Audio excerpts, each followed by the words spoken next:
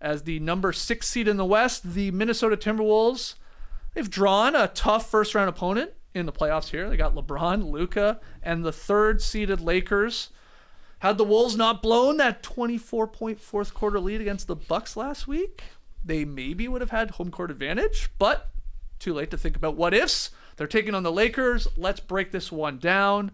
Obviously, we'll get to our predictions, but Trey, you get us started here. Lakers-Wolves, what's one thing you're watching? The number one human being I'm watching in this series is Julius Randle, one of our greatest playoff droppers. His career playoff field goal percentage, Skeets, 34%.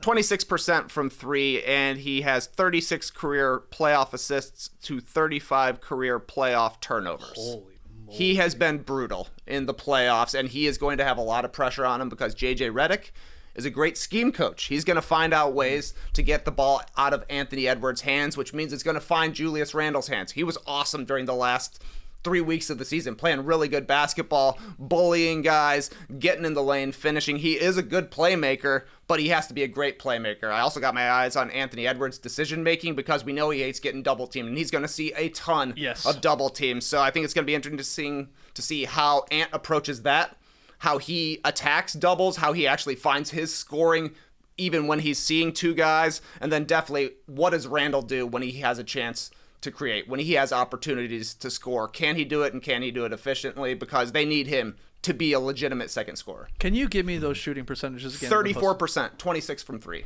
46 true shooting. This is like not a role player. Nice like, true let's be completely honest. This is a 3-time All-Star, 2-time All-NBA player, I think, Randle. Like, that's pretty wild. Yeah. That's a significant drop-off. No, he didn't play last year because of the injury, but yeah, he'll have to be much, much better if they're going to pull off this upset. I read it wrong. 28% from 3. I'll bump him up. Bump him up, baby. Yeah, it'll be different, I suppose, as not having to be a number one guy like he was in the Knicks. We'll see. We'll see what he can do. I'm surprised he's the number one human being that you'll be watching in this series, because I'm just watching Ant versus Luca. Anthony Edwards, you said he is going to get doubled. There is no doubt. But he did develop some skills at the last part of this season where he got better and better at it. He got reps, for sure. Yeah, and he was asked about it. How did you get better? And he said, watching a lot of tape. I watched Luca a lot, actually. He told Dane Moore that is first. When has a guy ever said, I watch footage of an opponent of mine that I'm actively playing against? I mean, that doesn't happen very often, I would say. Like a guy right now, that's how I learned my skill, the guy I'm about to go against. So that's freaking cool. Yeah, that's the second part of why I'm interested. I just want to watch those 2 guys go at it. And I do want to watch Anthony Edwards play defense against Luca. Last year in the conference finals, Jay McDaniels was and is going to be the number one guy on him. There's no doubt. That's who they're going to put on Luca. But they went to Kyle Anderson a lot coming off the bench in fourth quarters. They just decided, all right, the length, we'll use him. He's gone. That ain't going to happen. I think you're going to see a lot of Anthony Edwards play defense, and I think that will be way better in the first round versus round number 3, because Anthony Edwards just looked gassed against the Dallas Mavericks in the conference finals. So those 2 guys, you might even see some Jalen Clark. What? I think there might be a few minutes for that young guy off the bench too, because that is going to be a whole lot of problems Luca is going to be causing, just period. Because it's Luca. Yeah, I mean, you're trying to take down a pair of all-time greats here in LeBron and Luca. But I think the Wolves do have the talent to sort of pull off an upset, but you're going to need contributions from everybody here to do it 4 times out of 7. I love the Ant point about Redick, is going to blitz him and pick and roll, send aggressive double teams. And yes, he's had some reps. I've talked about it on the show. There are times where I'm like, he's like a beat too slow at times. His processing on where to pass it or when to attack. Sometimes it's just like, I wish you made it just a half a second faster. So maybe he will, because he's got to be decisive as that scorer or obviously as a playmaker there when he falls into those Lakers traps. And then it's on those other guys when he makes the right pass, because he will, for those 2 guys to beat them 4-on-3 on the back end, because they're just going to take the ball out of his hands. And will he get frustrated by it? Will he go and get the ball back and all that stuff? Can't wait to see how that plays out. And yeah, how will they stop Luka Doncic? I mean, this guy last year in the conference finals, 32, 10, and 8, 2 steals, led the Mavs over the Wolves. McDaniels is a great defender, but Luka likes playing against Rudy him. Rudy got matched up on him, and we all know what happened there. And right now Luka's playing like he's obviously sort of looking like old Luca now in a Lakers uniform, which is scary for the rest of the league. Well, speaking of old Luca, it seems that's what Minnesota is doing in practice. They're using Joe Ingles as their Luka Doncic substitute. Old Luca. Literally old Luca. I would love, that's maybe a short idea. We got to go into, the old playoff tapes and be like, who was the decoy? Because I remember Ty Lue was for Allen Iverson in the Lakers-Sixers series back in 2001.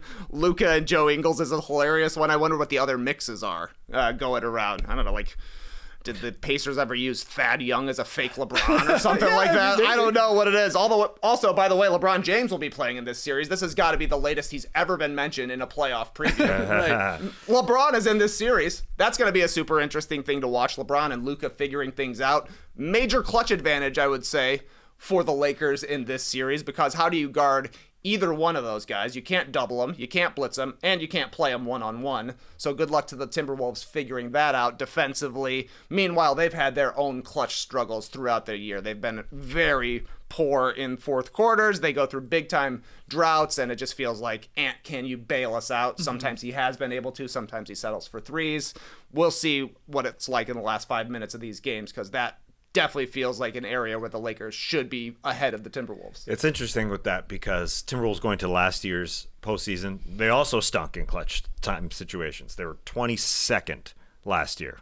This year they're 20th. So it's very, very similar. Can they just learn how to do it like they did last year? They relied on Cat last year.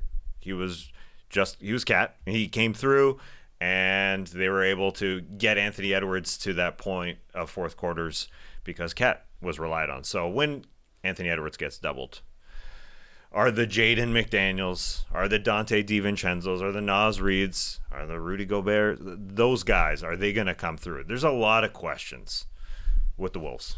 Those guys, Julius Randle, will Rudy be alive? There's a lot of questions. Last, I just want to mention one thing. You mentioned guys that you throw out in practice. They're your guy that you're about to play in the tournament. Yeah. Jordan Lloyd was the Toronto Raptors version of Stephen Curry, right? Jeez. Hell of a pull, man. That was the guy, right? When they played the Bucks and won in the 2019 finals. Like Van Vliet all over him, and then, that was the guy in practice, I'm pretty sure. Wow. Jordan, that's a good one. You got to mention his name now because I don't know if we'll ever mention it again. I'm pretty sure it was that guy. All right, back to Lakers Wolves here in present day. Nailed it. Confirmed. That's awesome. X factors. TK, you got to start it here. And I know we always mesh these two things together, things to watch and X factors. But is it? I mean, Julius Randle, I think, is a big one for the Wolves. Yeah, he's got to exercise. Andrew Schlecht would tell me he's a factor. An X factor. He's too good to be a factor. Right. Okay. Well, who are you going with then? I mean, small versus big is the big question in this series. Can Gobert stay on the court? They're going to play him as much as they possibly can. Can he make the Lakers pay on the offensive glass, basically, will be the question. Or are they just going to try Randle and Reed for most of this game if it just ends up being a hunt fest? Or does he hold up well enough that he can stay out there? That is the big question, overarching series. But for me, the X factor is definitely Jaden McDaniels. He's got to guard Luca on one end. Has had some success and also got bullied completely last year in the Mavericks series. He's also got to make threes and score against closeouts because he's going to be the guy I think that the ball finds a lot when it's taken out of Anthony Edwards' hands and they're trying to make a play with Randle. It could easily go to McDaniels in the corner for three. So I think he's got to have an efficient series and he's got to make it tough on Luca on the defensive end. Absolutely. You mentioned Rudy Gobert. He's my X factor. I know it's weird to call Rudy Gobert an X factor, but that is where they can have an advantage against Los Angeles Lakers. The size. If he is able to roll over Jackson Hayes and be able to just dunk multiple times, I mean, that he has to be able to score in the double digits. He said it after game 82 for the Wolves. He said on his roll, he said, I think it's going to be huge. We know a lot of teams will put 2 on Ant. They're going to switch, and I know I got to dominate. He's talking like it, so we'll see him against Jackson Hayes, especially because the Lakers, they want to play all those perimeter guys. They want to get Dorian Finney-Smith and Jared Vanderbilt out there scrambling, and they push up a little bit away from the rim. So Rudy Gobert has got to make this defense spread as much as possible. I know it's asking a lot of Rudy, but he just has to be dominant. He really does. My big X factor, I'm sort of cheating a bit, but the Wolves bench. Their 3 main guys off the bench. They can swing this series, but they have to be awesome. Naz Reid, he has struggled recently. March and April, he has not shot the ball that well, but he can be a series-changing guy. He sort of can catch fire, and he can be a difference maker, obviously stretching the floor a little bit. Dante DiVincenzo, we saw what he could do in the playoffs for the Knicks last year. Think of the moments he had. He's coming off the pine. And then my biggest, if I had to pick one of them all, Nickeil Alexander-Walker, I think is going to get a lot of minutes in this series because I think he's going to be tasked with shutting down Austin Reeves, but he's got to contribute offensively as well. He's a great defender. I think they're going to say, slow him. Yeah, LeBron's a nightmare, Luca's a nightmare, but we can't have the third guy. We can't have another guy going 20 for 25 points. You got to shut that off and make life difficult for him. And he's talented enough that he can do it. So for me, Nickeil Alexander-Walker, my super X factor, I guess, for the Wolves to pull off this upset. Let's get into predictions, though. Trey, we'll keep starting with you here. Where are you leaning, and any final thoughts on this series? Interesting. Reeves is a huge question mark to me. He seems like he should have a pretty favorable matchup just because they're going to run out of defenders. Maybe Conley gets some minutes. Maybe DDV gets some minutes on him, but I'm with you. Nah is probably the guy. And Reeves has been on a roll recently. And as the third option, he plays as the second option alongside Luca or LeBron, depending on who's sitting on the bench as well. He could have a big series.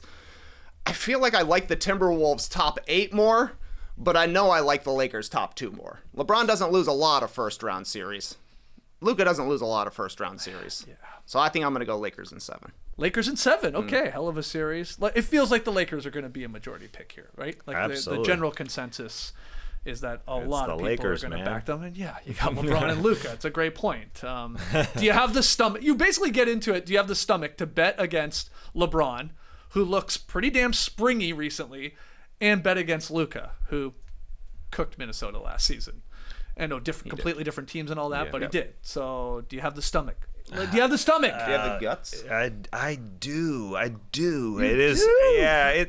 Because there are so many questions with the Wolves. That's the part that gets the stomach gurgling. Will Nickeil Alexander-Walker be awesome? I mean, he shut down Jamal Murray in the playoffs last year when they beat the Nuggets in 7 games. On the road, am I right? In 7 games? Yeah, the 7th game. It was in Denver. That weird game. Was it not? Where they were up 20? Yeah, I think you're right. Actually, where the Nuggets were up 20 and then they imploded. Yeah, the Nuggets were the 2nd seed last year. Yeah.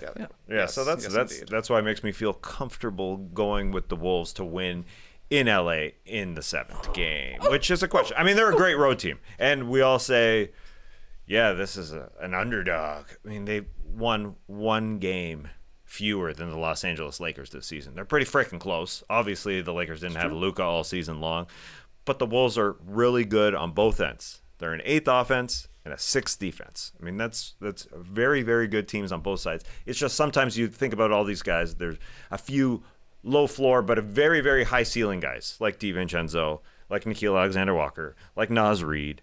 Jaden McDaniels you can lump in there. Julius Randle, obviously. There's a lot of questionable guys. But I'm riding Anthony Edwards. I think he's grown, and I think he'll handle the doubles well. It's a freaking great matchup. That is for sure. I'm taking them in 7, though. Okay, so both of you guys say it's going 7. I'll go Lakers in 6. I'm going to not bet against LeBron and Luca. As talented as the Wolves are, and that's a great point about records basically being identical. Even you hear Redick talk about this team. They're like, I think he brought that up. They're like, this team's elite on both ends of the floor. Mm-hmm. Like, they really are good. Top 10. There's only a handful of teams in the league that can say that, and they're like some of the best teams. So the Wolves are included in that, but LA, this will be their first game 1 hosting like a playoff series at home in front of their crowd in a long time, because the last time they had like the advantage in a seeding was like the bubble. So they weren't in front of everyone. So you got to go way back. Anyway, point is, this is going to be a great series. Oh, yeah. I can't wait to see how this one plays out. But I'll go Lakers in 6. Let's hear your predictions. You're dropping them in the stream team. Drop them in the YouTube comments. You can tweet at us as well, at NoDunksInc. 69% for the Lakers. Mm-hmm. Oh, on our vote right now. Okay. What about you, Ash? Snow Black, please. Oh, yeah, my bad. Jaden McDaniel, Cocker Spaniel, forced the ball to Julius Randle. Lakers in 6. No, 6. You didn't even say 5. I know. I couldn't go 5 though. I just think it'll be in 6. That's my actual prediction. But Shaking McDaniels, Cocker Spaniel. Cocker Spaniels. It's good Force the rhyme. ball to Julius Randle. Okay, so you're going Lakers in 6. Lakers in 6. Even though, Yeah. Cocker Spaniels. I'm surprised you didn't go. I'm trying. Like now, I'm drawing a blank, but like 7 because like- of the dwarves. no. That's good. I was thinking of a good snow. Yeah, what is can you get Dopey on the line? I want to hear what he thinks if he's got money on this game. No, I thought you were gonna go like Teen Wolf.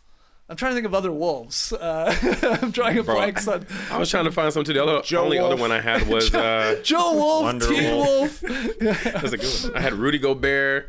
What was it? Rudy Gobert, Smokey the Bear, Okay. Berenstain Bears. Okay, I yeah. like that. Yeah. I like that. That was Okay, the one. so we got 2 Lakers in 6. We got Lakers in 7 from Trey and Tass going with Wolves in 7. Many fans will be happy to hear that. It's a tough one. It's tough.